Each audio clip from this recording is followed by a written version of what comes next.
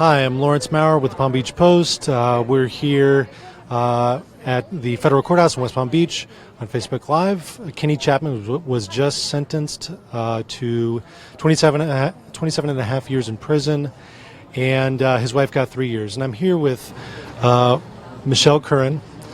She's in town from Ohio. Her daughter, Micaiah Fike, passed away in 2016, I believe, July 30th of 2016, and spoke to the judge asking for a strong sentence against Kenny. And first, I want to say sorry for your loss, Michelle. Thank you. And what are your thoughts on the sentencing today?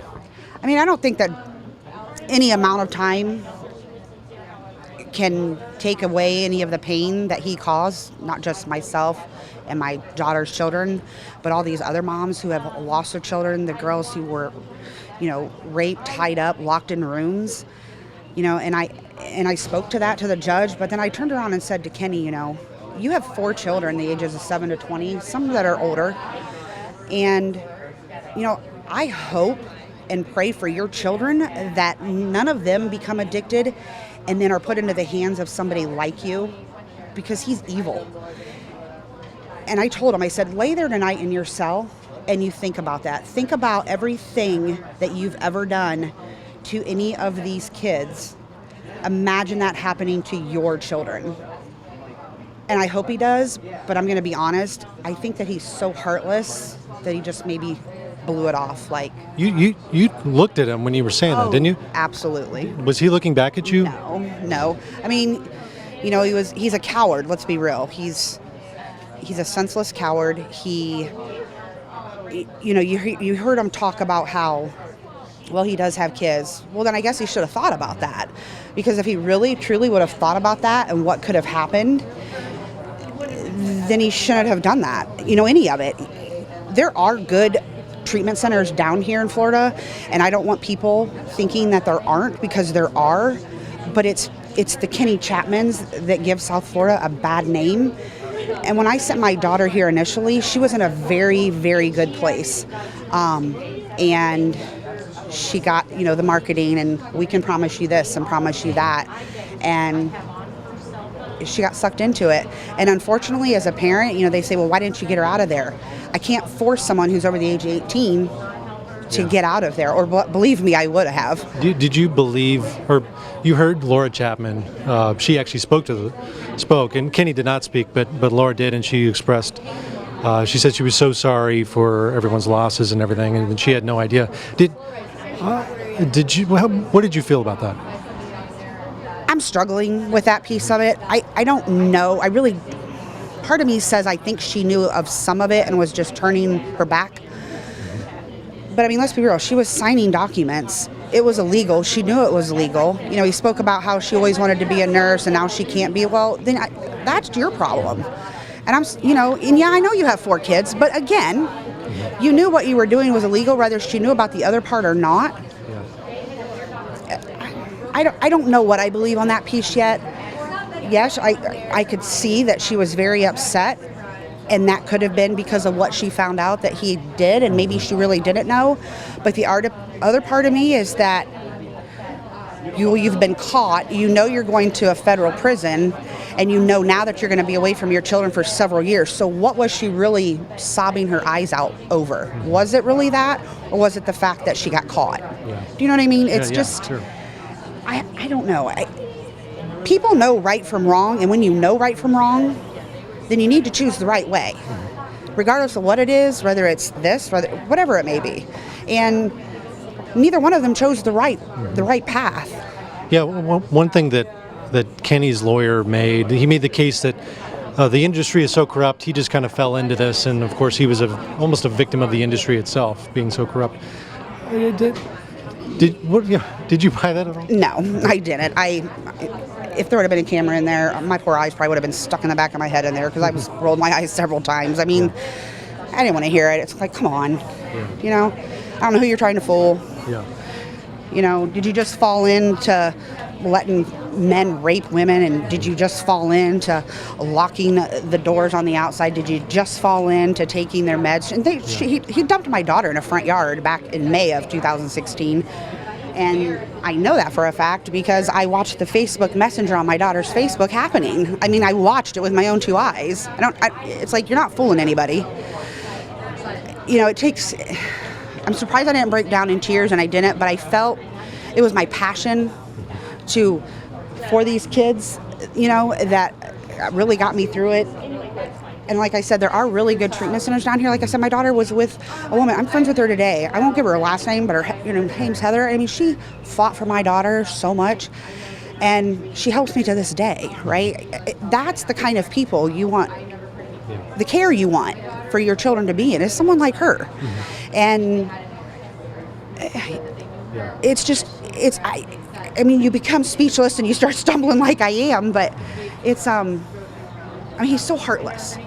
He didn't fall into anything. What is Micaiah's story? How did she end up down here? She had met a guy up in Ohio, and he actually introduced her to heroin, and from what I've told, injected it to her. And I don't know how many know or how many want to believe it, but usually with heroin, when you do it one time, that's it. It changes your brain, and your body just craves and craves and craves it. And she'd get clean, and then she'd relapse. And it happened 2 times up in Ohio. And I thought, all right, I got to do some, people, places, things they talk about, right? Get them away from people, places, things. Okay, get her out of Ohio. So I start researching. And before this, I didn't know what heroin, I didn't even know what it looked like. I didn't know any of that. And I blame myself in a small part, but then I became educated and trying to understand it. But I had sent her down here. I'm like, well, here, Florida. And, the first place she went to, it was like, oh, we're going to pay for your plane ticket. I'm thinking, wow, when in fact, that's just part of it too. And then she got wrapped up in the Kenny Chapman ring. And like I said, I found out about it I feel like too late, obviously, because my daughter's dead now. And he was asking for leniency, and his leniency is he's going to get to see his kids. My daughter's children, they're young. They're never going to see their mom unless they go into my dresser. And I said that to him. The only way my boys, or Micaiah's boys, get to see their mom or to go into my dresser and look at her, picture of her, and her ashes are in the urn, and the pictures that I have in their room for her. It's traumatizing to them. Michelle, that was a very powerful moment in court when you turned around and looked at Kenny. You were one of the first ones to give him a direct message. I can't imagine the emotions that came over you just being in the same room as him and knowing what you know. Yeah, I really thought I was going to just break down in tears, but I feel so strongly about this, and it's not just the Kenny Chapman, it's all these kids. I mean, it's not just my daughter, Micaiah, it's all of our kids. I mean, they're suffering, and they need to have the proper treatment. I mean, they were holding her meds, which just throws them into a downward spiral. It's just the whole combination, but it's true. I really do hope that his kids never, and it's not their kids' fault. It's not the Chapman's children's fault that their parents are like this. It's not their fault. And I really do pray that it never happens to them, and that someone like, unfortunately, their own father gets a hold of them. It's horrible. I mean, he's a devil's spawn. What was the conversation that you said you saw on Facebook that you were following your daughter? Yeah, so my daughter, I had access to her Facebook, and I watched it. She was in treatment with Kenny, in Kenny's home. Right, and I saw her talk. This girl had messaged her and said, "Hey, I need some H," meaning heroin, and I'm like, it popped up, and I'm like, what is this? So I'm following it, and Micaiah said, well, Kenny's coming back from Miami. He should be here shortly. And I'm like, Kenny, what's that name? And granted, it could be Kenny, anybody, right? Well, so I keep watching it. We'll be there in about 15 minutes. He's back, but you have to do it in front of him. And she's like, well, why? Why can't I just come down and get it? And Micaiah said, we both have to. Well, I don't know what it was. If he got a thrill out of it, if he knew it was bad batch, because my daughter actually ended up ODing, and he dropped her off at one of his houses that he owned in the front yard. Just dumped her like a piece of garbage. You can't tell me that man is remorseful for anything. That's not when she didn't pass away? No, she was revived by the quote-unquote house manager or whatever. But that house had, it was continuous. It's a flop house. I don't call them sober homes because, let's be real, they're not. They're flop houses. And, it's like the one gentleman, I think he's gone, but that addiction brothel. It's so true. I mean, he was just lying in his. In story is Kenny Chapman was just lying in his pockets with money. He doesn't care. He's not caring these kids, and he probably won't care when he goes back to his cell. He's probably like, We need to get well. video of her for sure. Amanda. I'm so sorry. We just No, you're fine. put her on camera. So yeah, I mean, Well, I want to thank you, Michelle, for speaking with us Yep, and absolutely. coming down and from Ohio and telling McKay's story today. yep, So, no problem. yeah, thank you very much. All right. Right, thank you. Thanks, guys. Again, we're here at the Kenny Chapman sentencing. He was just sentenced to 27 and a half years in prison or so, and which will, he's 47 now, so he'll be pretty old when he gets out. And his wife, Laura, who's just leaving down there, got 3 years in prison for basically signing documents and pretending to be the owner of his treatment centers. And there are multiple parents spoke here to the court about how Kenny contributed to their deaths, their children's deaths. One woman spoke about how he had actually kept her in a home and basically sold her into prostitution. And I'm going to see if I can talk to one of the other parents right now. Sandy, are you willing to talk to me right now? And we're on Facebook Live? Okay. No, we're good. Thank you. That would be great. You want a most recent one or a little one? Whatever you, the bigger one, the better. Well, I've got one of her last ones with her little boy. So we're here with Sandy Hinkle. You're in town from Ohio, I am. right? And your daughter, Katie Cruea, died last year, correct? Or was it 20? Yeah, February. February 2015? February 28th, yeah. Okay. What's your reaction to the sentencing that Kenny got? I'm shocked. I thought it would be a lot more. I'm disappointed. I'm glad he's going away for as long as he is. But yeah, I was hoping it'd be a lot more. Yeah, the court was asking for, or the prosecutors were asking for 35 years. He got 27 and a half or so, and he could have gotten life, up to life, but That would have been preferred. yeah. Yeah. There's no justice enough to cover what he's done and the losses that we have. But he'll never be able to do this to anybody else. Your daughter overdosed and died in under his care, is that correct? Under his care, yeah. She was not in the sober home at the time, but she had just left 2 days prior and was at Reflections Treatment Center. Yeah. You'd never met Kenny before, right? Not, no. What was it? What was that like seeing him come into the courtroom? He was, of course, in shackles and in a jumpsuit. What were you feeling? A mix of emotions. It's exactly where he needs to be. But I thought I was prepared to see him. I wasn't afraid to, but it caught me off guard. I wasn't as prepared as I thought I was. Really? How so? Yeah, it was hard to see him knowing what he had done just to my daughter, and then having to look at him, hearing what he had done to other people and their families. It's not right. It's not right. And nothing will bring my daughter back or anybody. It's unfortunate, but he'll never be able to do this to anybody else. And he'll at least get to see his kids.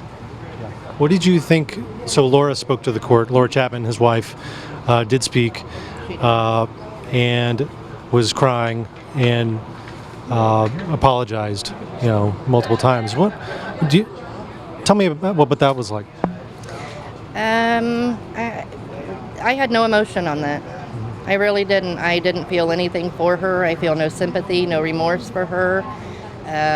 Again, she will get to see her kids. She'll be out eventually. She'll get to hug them, kiss them, talk to them. She'll hear the I love yous.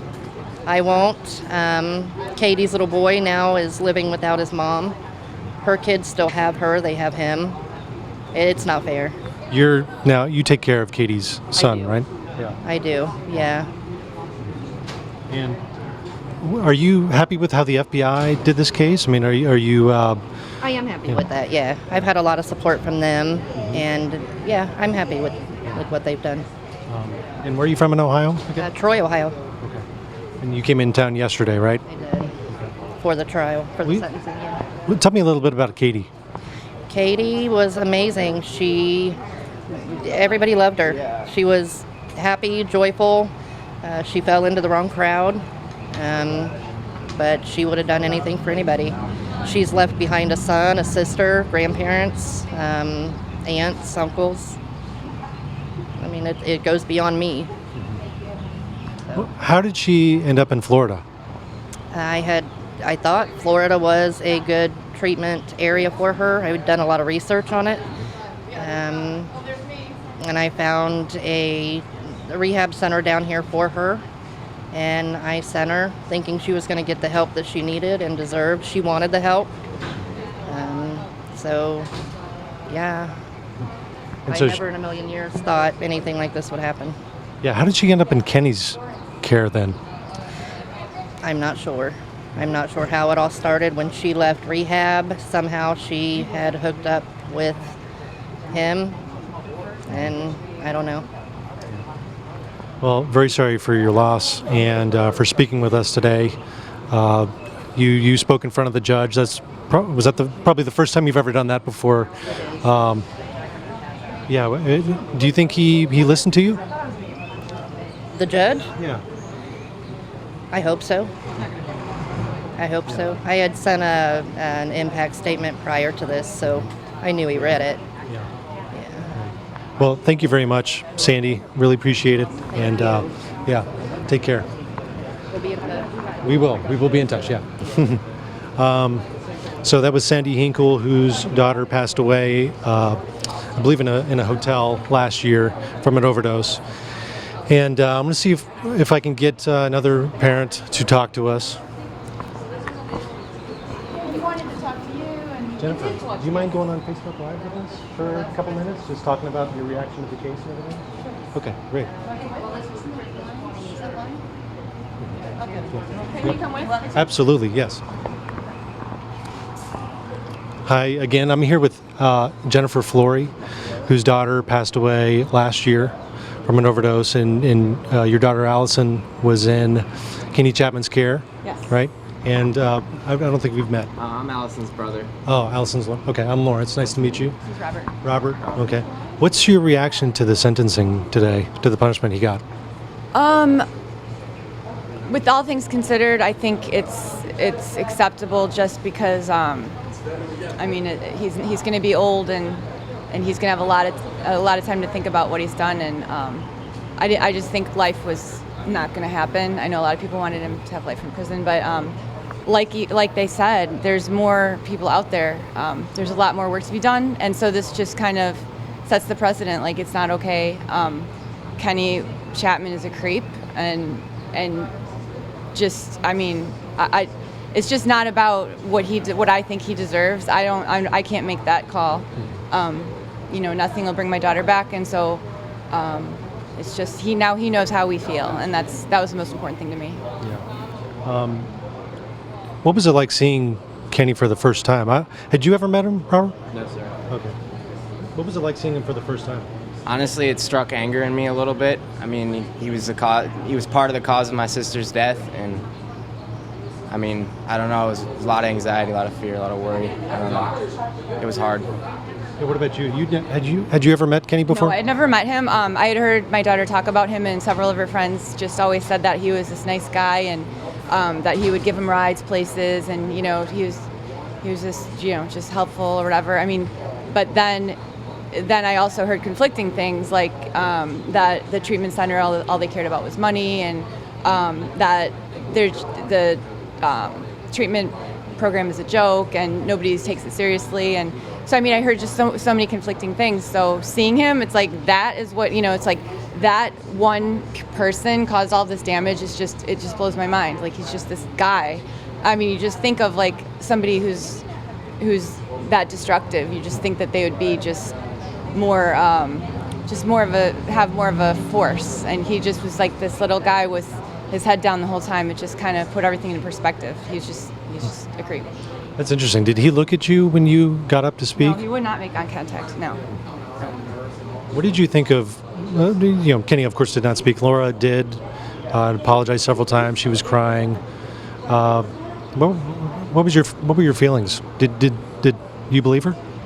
I actually did. At first, I thought that she was just as bad as him, just by virtue of being married to him. But I think that as manipulative as Kenny was, everybody had a different perception of how he was. He was a good guy, he was a bad guy, he was a monster, he was not, it's just different. I think maybe he just did that to her too, and just let greed get the best of him. I mean, it sounds like he changed over the last couple of years, and she didn't keep up with it. She didn't know, and she didn't know to know. She didn't know what she didn't know, and so actually, she gave me a hug outside of the elevator. No kidding. Yeah. Really? Did she say anything when she hugged you? She said she's so sorry. Yeah. She said I'm so sorry, and I mean, I give her credit for feeling bad. I mean, really, as a mom, I mean, that's really all you want is for people to understand. And so there's really nothing Kenny could have said because he did the actual damage. For her, I think she's just married the wrong guy and just got sucked up into it. So. Yeah, they have 4 kids together, age 7 to 20, I believe. Right. And she's going to be going away for 3 years. Tell me a little bit about Allison, and when would she go? When did she go to Reflections? She went to Reflections last year after being at Banyan Treatment Center. She's in the Christian program there. She was doing really well. She found a new outlook on life, found peace in her heart, she said in her words. Then she met a boy. The boy wanted her to move further north, and turned out, I mean, she was brokered basically to go back to go to Reflections. Free rent, free cigarettes, job placement, just all these different perks. And so she's like, how can I turn that down? And it was in August of 2016. And I told her if it's too good to be true, it probably is. Or if it sounds too good to be true, it probably is. But she's like, I got this, Mom, I got this. And she was 24, so I'm like, okay, well, you seem to be on the right track. So, hopefully your judgment is okay. And it wasn't but a month later where she was like, this was not the right decision. But I told her just hang in there, and she could come home for the holidays, and she just didn't make it home. And she died. She passed away of an overdose, correct? She passed away of an overdose in her bedroom in the sober home. Yeah. With had carfentanil in it. So they said that she didn't have a chance. So. Was that one of the sober homes that was linked to Kenny? Yeah, it was Open Arms. It was Kenny's sober home. The people that lived there know Kenny directly, and he would come and pick them up in a van and take them places. And so he interacted with them, and I know for a fact that he was directly involved with them. So one of the things that the FBI and the U.S. Attorney's Office did not charge Kenny with any of the deaths, for actually contributing to people's deaths. How do you feel about that? I mean, I know it's probably considered a tough case to make that he contributed to to hold him legally responsible for these deaths. But how do you feel about that? I think that he didn't prevent her death. I think if you're in that industry and it's your mission to help save lives. I think if lives are lost, I mean that's part of his responsibility, one way or another. He did not do anything to prevent these kids from doing the wrong things. He was encouraging them to do the wrong things.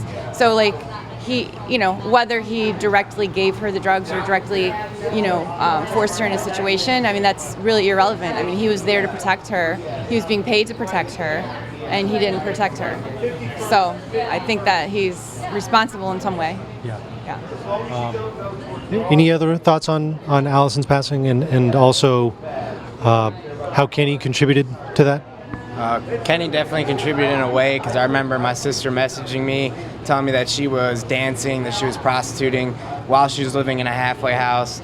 It struck a lot of Did you say that Kenny was pushing her into that, or? No, but it was under assumption. I mean, she's living under his care, so.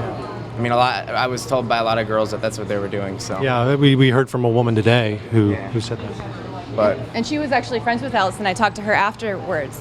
She said she was really good friends with her. I didn't realize that. I didn't recognize her name because I kept in contact with a lot of Allison's friends, but so she knows firsthand. So I would have to believe that if this girl, was involved in it and she was good friends with my daughter, then. Yeah, the woman we heard from today had first reported this in 2015. She had said that she had been trafficked by Kenny in 2015. Now it's 2017 now.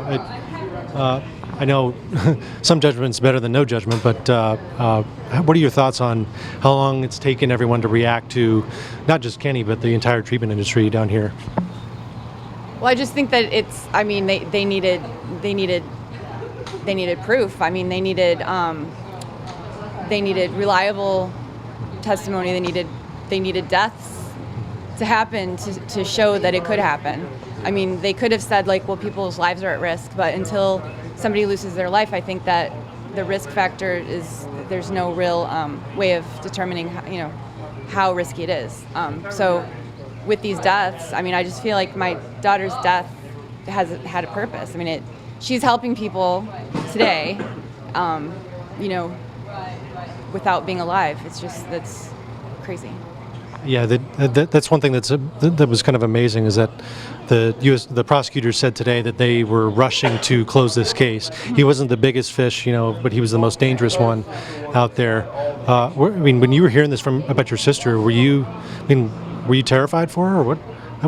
What did you think might happen? I was, because I've had experience. I'm an addict myself. I've been through halfway houses. And when something's going on like that in a halfway house, it usually means it's dangerous. It's a flop house. It needs to be shut down. And if it was figured out before all this happened, she'd probably be alive today, because generally when that's going on in a halfway house, it's shut down.